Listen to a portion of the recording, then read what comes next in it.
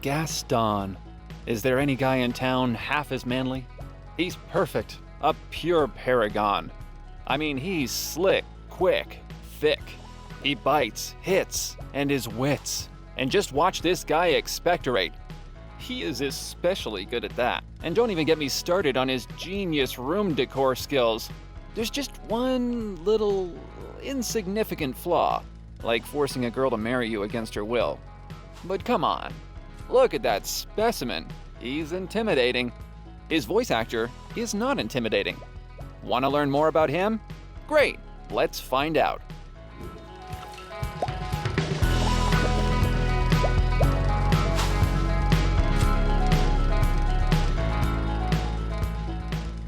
Before we start, don't forget to check out our Discord, our coffee page, and like, subscribe, comment, hit the bell, all the things. It really helps us out. Born in Oak Ridge, Tennessee, Richard White was raised primarily in Pittsburgh. His parents met singing for KDKA radio in Pittsburgh. Richard cut his theatrical teeth with community theater and high school musicals, and eventually studied at the Oberlin Conservatory and the Indiana School of Music. I guess all of life's answers can be found in Indiana. From here, White seems to have begun his professional acting career in 1977 at the Muni in St. Louis. He began by performing in the ensemble, first in Meet Me in St. Louis, followed by Finian's Rainbow. In 1978, he played an outfielder in Damn Yankees and a noodler ensemble, whatever that is, in Peter Pan the Musical. Finally, in 1979, Richard received his first named role as Captain Paul Fontaine in The Desert Song. Obviously, we don't have a record of Richard's performance in this live show from 1979. Or do we? No, we really don't. But we will show you someone else acting in the role, and you can just imagine Richard is performing instead, okay? Okay. Oh, pretty maid of France, my Margot, a breath of sweet romance. My Margot, her little roguish eye, nearby, can woo you, bring to you the longing to fly into the arms. Later this same year, Richard got a taste of Broadway, performing in the ensemble in The Most Happy Fella. He followed with a performance in My Fair Lady as Freddie Eynsford Hill at Westport Country Playhouse in 1980. He then went on a 3-year national tour playing Lun Ta in The King and I. And these clips we still do not have, but let's use those imaginations again. To kiss in the sunlight and say to the sky, behold and believe what you see. After performing in Camelot as Lancelot du Lac, and reprising his role as Captain Paul Fontaine in The Desert Song, White began a long and lasting relationship with Paper Mill Playhouse, an extremely notorious theater known for its star power. Like SNL or, I don't know, the Mickey Mouse Clubhouse. Here he played Robert Mission in New Moon, a role he would return to a lot in his career. Pierre Mirabeau in The Desert Song, that play sounds familiar. Wasn't he a different character though? Gaylord Ravenel in Showboat, another repeat character, and Billy Bigelow in Carousel, all between 1983 and 1985. But this we do have, but then we lost it. And it's gone. Starting in 1987, Richard struck up a new relationship with the New York City Opera, performing in The New Moon as Robert Mission. I feel like I'm repeating myself. South Pacific as Lieutenant Joseph Cable, USMC. Oh, a new one. And The Desert Song as Pierre Mirabeau. Nope, definitely repeating myself. More like no one repeats roles like Gaston, am I right? In 1987, White returned to the Paper Mill Playhouse in the world premiere performance of Sayonara as Lloyd Ace Groover. Okay, are you guys ready to see Richard White actually perform? Good, because in 1989, White reprised his role as Robert Mission in New Moon with New York City Opera, which was promptly filmed for PBS's Great Performances. Marianne is what they call you, but there's no name describing all you could mean to any lucky fellow. Oh, lucky fellow, who will it be? In your eyes an elfin gleaming could make me lose myself in dreaming and hoping to someday you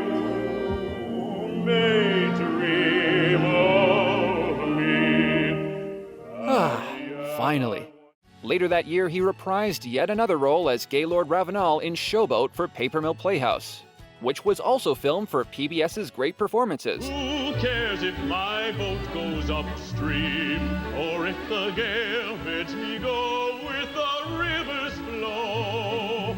I drift along with my fancy. Sometimes I thank my lucky stars my heart is free. And other times I wonder where's the mate for me. As well as yet another performance in the Desert Song, which we don't have a recording of. Oh, stop being greedy. So we have come to the main event, when Richard White voiced that burly, brawny, hairy, very, very hairy guy, Gaston. I was, well, like everybody else in that film, was an actor. Just about all of us were New York actors working in, perhaps primarily, music theater. Many of us had worked together before. Paige and I, for example, had done, we actually opened up the Opera House in Cairo, Egypt. Wow. Doing a production of Showboat. Wow. So we knew each other from years before, and there came along this audition. The way they approached it was by a blind audition. You walked into a room, and there, sitting in the middle of the room, was a reel-to-reel tape recorder and a technician who said, "Read this, sing whatever you're going to sing," and he put it on the tape, and they sent it away. So you really didn't feel like you had as much personal investiture at that point. You just put it out there and waited, and when the word came down, you did the dance of joy. We all really had an idea of what this was going to be like. We'd seen, first of all, Disney had the reputation for doing wonderful animated films like this. But secondly, we saw what this team was about. I knew I had worked with Alan Menken before. Wow. I had not worked with Howard, but Alan and I had spent quite a bit of time on a show that never actually got produced, but quite a wonderful show. There are pieces of it that are still done to this day, called Kicks. They wanted to hear us sing. I think I sang in praise of women from Night Music, a little Sondheim. And we were probably given some dialogue. I don't recall specifically what it was. But they were really interested in getting a sound, to hear Gaston in the sound of the person. They're very good at that, I must say. They did describe the character. How did they describe it? Well, they said he was overbearing. Well, I just tried to make him wonderful, and I was able to improve upon some of their suggestions in that way. That's silly. No one improves upon Gaston. They even call him the villain of the film. That's hurtful. I think that Gaston is deeply misunderstood. And obviously they agree with me. See? See? No, I'm teasing, but anytime you play... Tell him your other theory about Gaston coming back. Well, somebody mentioned to me that you see skulls in Gaston's eyes. I said, that's true, but they're sympathetic skulls. You never see a body. He thinks he's coming back. That could be laugh. interesting. See, this is what happens to Gaston. She laughs at him. The poor guy. To be more serious, when you play a character like this, you just have to revel in him. He loves himself so well, and that's so much fun to do. I mean, I think everybody wishes they could be Gaston in that regard, at least. I like watching him try to think through his plan. I'm afraid I've been thinking. Dangerous pastime, I know. Yeah. Those were wonderfully fun moments and things to do. I just the scene with actually the whole scene where Gaston is first talking to Belle and takes her book from her. It's, how can you look at pictures? I have to admit that I feel like I was given so much. He was relatively easy to do because it's all on the page and it's all in the music and it's all in those wonderful lyrics. Yes. It's just so beautiful. Beauty and the Beast was among the first Disney films to have voice actors record in the same room. A beast, a teapot, and a clock in the same room? Sounds like as much fun as a bull in a china shop. As you may know, it's very unusual for that to happen on a Disney film. Generally, they are done separately, completely separately. I didn't know that. Wow. In the case of Beauty and the Beast, Paige, all of us actually felt that was a real difficulty and an unnecessary challenge to not actually be able to look at the person that you're acting with, because in music theater, of course, that's what we do. We rehearse together, and we work things out. There are certain wonderful things about being in the booth by yourself. That can be a wonderful way to work. But we felt, and Paige was sort of instrumental in this, that we really needed the opportunity to work together. And she felt that in particular in her scenes with Robbie, with the Beast. Mm-hmm. So Disney said, well, sure, we'll afford that because it's a much more expensive way to do. My first session was with Jesse Cordy, who played LeFou. Yeah. So that's unusual compared to how they usually do these things, because like I say, you're usually by yourself. But I worked with Jesse, and then later on they brought us out to LA, and we did a session out there. Yes, our first scene, and I got to pick on you, and then they it's cut, Paige. You can't say that as Belle. That's Belle can't say that. Somebody told me today that Gaston picks on Belle. What? Gaston is so sweet to Belle. Gosh. I mean, really. But as I said, we worked on that piece. I worked on that piece, and so did Paige, for 2.5 years or more. And over the course of those 2.5 years, I was doing other work all the time. Oh, yeah. And so wherever I would happen to be in the country, I would get a call from Disney, can you come into such and such a studio? And I would go in, and they'd say, okay, we've drawn ourselves into the corner here, and we need you to come in and lay those down again. So you would, wherever you were, you would come in, not on a matinee day, but and you would you'd record. It was really kind of terrific. We had a wonderful session that first session in LA on the original Foley floor. Remember that? Yeah. That was a time when I really said, okay, this really is happening. We really are getting to do this, and I felt like my skills were being really used in that thing. So that was a wonderful memory there. But I think when we had the orchestra, I was about to say the same thing. For the first time, when you walk in, we'd been hearing the music played on piano.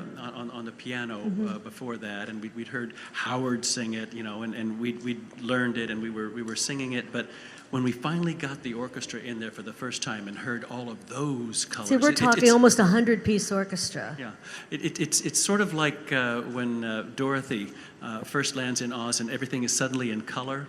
That's kind of what it is to first hear an orchestra play those things. That's a wonderful memory for me. The first time I went to Glendale, they had my character, Gaston, was being drawn in Glendale at that time. And they had a big trailer. And inside the trailer, it was corridoned off into various little cells where people were working individually, like an office building, and each cell was maybe that high. And I walked in, and I was talking to Don Hahn, who was the producer, and all of a sudden, these drawers, these artists who had been listening to my voice for over a year, heard my real voice, and they start popping up out of in their cells. It was almost like whack-a-mole, as as each one sticks his head up, pretty soon they were all up looking, trying to stare at the strange thing. As expected, Beauty and the Beast became the first and last animated movie to be nominated for Best Picture at the Academy Awards. Honestly, it was probably because Gaston was involved. Hey, we're just being honest. When we did the Academy Awards, that was a very exciting night for us all. Oh, sure. And we had quite a large production number that we did.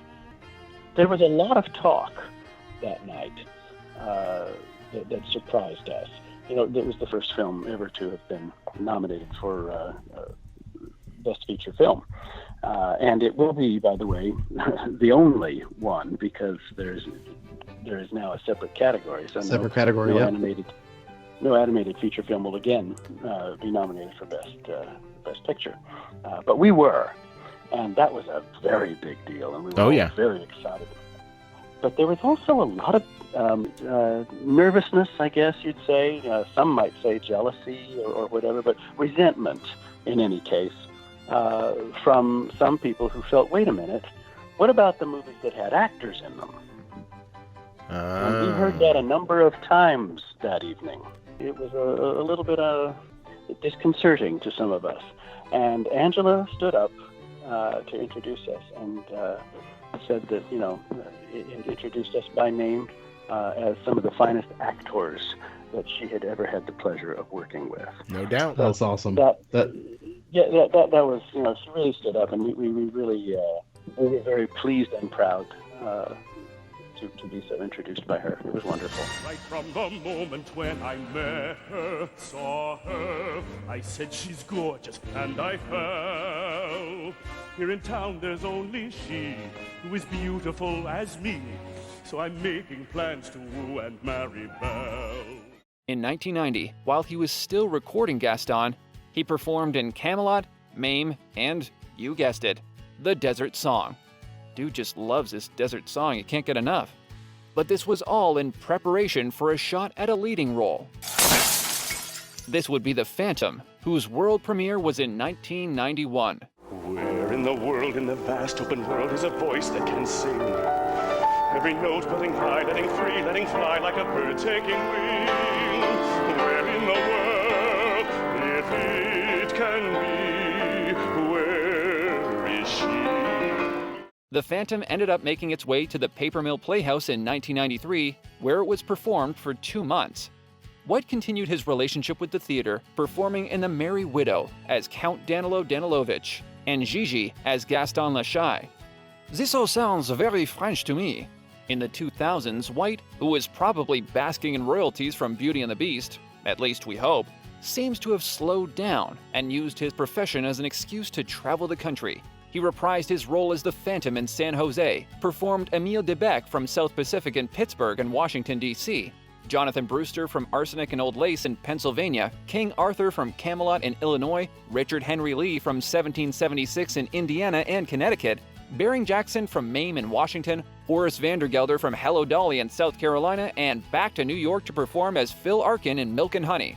So by slow down, we mean remain very active. Safely back in New York, Richard White made it yet again onto the Great White Way, performing Sir Danvers Carew in the Broadway revival of Dr. Jekyll and Mr. Hyde from 2012 to 2013. He first performed on a national tour and then hit Broadway for a planned limited run of 2 months. Or was that his alter ego, Richard Wright? From there, he stayed in New York, performing in many new roles, including A Christmas Carol and Far from the Madding Crowd. In 2015, he returned to Broadway again to play Swing in Gigi. And most recently, he performed in Ragtime in Pennsylvania as Grandfather and Man of La Mancha in Indianapolis as Don Quixote. Or was that his alter ego, Richard Wright? Well, I guess that doesn't work here. Whew, we made it through. There really isn't much out there about Richard beyond his role as Gaston, that I could find at least. I would have loved to learn why he was inspired to become a musical actor and how he landed his first role on Broadway, but if I ever find out, expect an update on the channel. One thing we can take away from this list is what type of roles he excelled at playing. Most, if not all of these characters are young, chiseled, and romantic. much like the type of character Gaston is parodying. Richard has a beautiful baritone voice that pushes Gaston's smug personality over the edge. Or maybe it makes him lose his balance and fall over the edge. Either way, his delivery is impeccable, proving he has a great sense of humor. I guess that's why he's the only one who can play our guy. And his name's Gasto.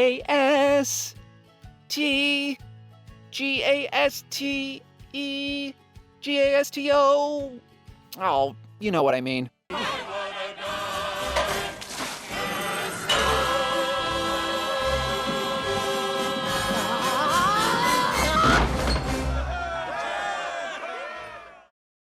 Thank you to these people for supporting us on Patreon and Ko-fi.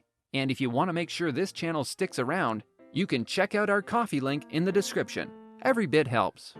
Thank you for watching this episode of Discographies. Click the thumbs up button below if you liked it. And if you want to be notified when the next episode comes out, consider subscribing and hitting the bell. Comment below with characters you would like to see us cover. Further reading and references are linked below. We hope to see you in another Discography.